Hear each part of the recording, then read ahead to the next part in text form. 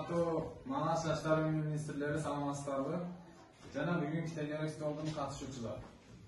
Кыргыз Республикасы президентинин 2021-жылдын 29-январындагы инсандын руханий адеп ахлактык өнүгүүсү жана дене тарбиясы жөнүндө номер 1-жарлыгын ишке ашыруу максатында Кара Суу район билим берүү бөлүмүндө 2024-жылдын 17-апрель күнү Адам, табият жана жашыл аалам аталышындагы номер 147Б буйругу жана мектептин номер 87 буйруктарын мектеп шартын аткарууга алуу максатында түзүлгөн иш-чаранын негизинде бул тегерек столду силер менен уюштуруп отурабыз.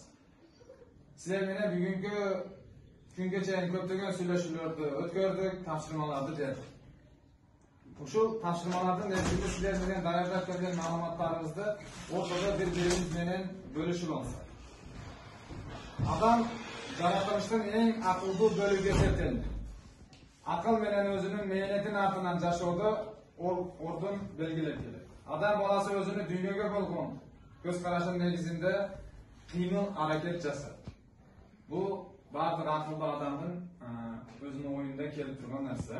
Азыр силерге дүйнөгө болгон көз караш боюнча бир-эки маалыматтарды Манас жаштар үйүнүнүн жетекчилиги министрлерибиз маалыматтарды даярдап келишкен, ушуларды бир угуп койсун. Саламатсызбы, Манас жаштар үйүнүнүн жетекчилери. Кичине силерге дүйнөгө болгон көз караш жөнүндө маалымат жеткирип коеюн деп келдим.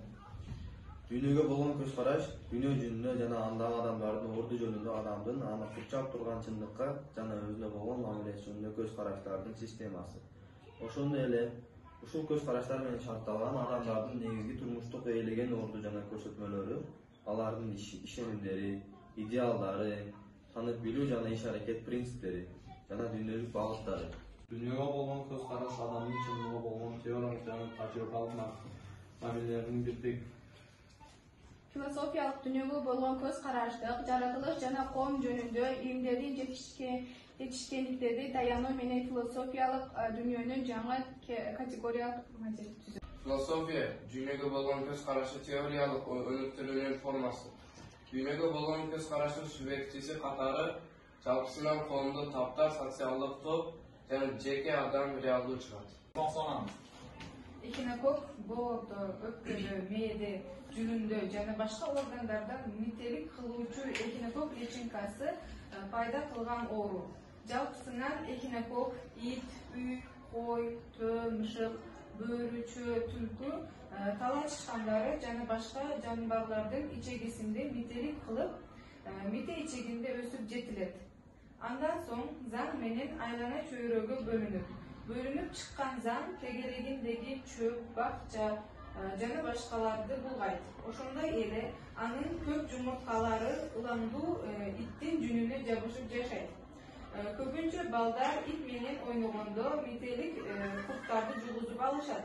Оору мындан сырткары ылаңдуу койдун жүнүн кыртканда, митинин жумурткалары менен булганга тамак ашты жегенде жугат.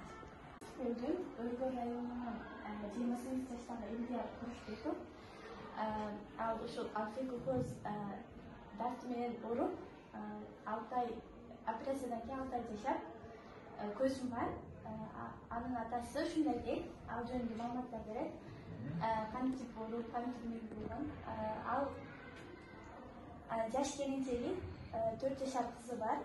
Ал Москва шаарында окуп, ушул жерге келип, үй бүлө туруп калып калган. Ал учурда балалуу болуп, эми аспирантурага окууга кетип жатканда бели ооруйт. Ал аны докторго көрсөтүп кетейин деп томографияга барат.